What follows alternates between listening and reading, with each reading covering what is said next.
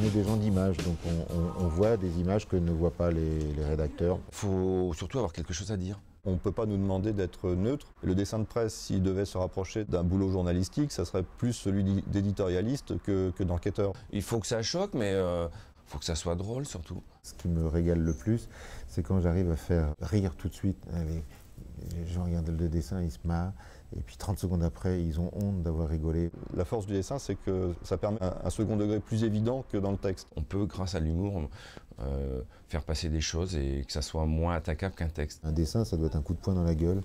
Et oui, c'est vrai que si c'est réussi, ça fait mal. Ouais, la portée d'un dessin, elle est puissante, mais pour qu'elle soit puissante, il faut que ce soit un dessin qui soit vu. On peut aller jusque là où nous permet d'aller la loi. J'ai pas de limite, en fait. Moi, les limites, c'est ma sécurité personnelle. Déjà, quand même, je sais jusqu'où il faut aller pour certaines choses. Il y a un droit à la satire en France, il y a un droit à la caricature qui est reconnu par la justice et en général, ça passe à peu près, quoi. Le dessinateur, il n'est pas libre du tout. Du tout, il s'adapte.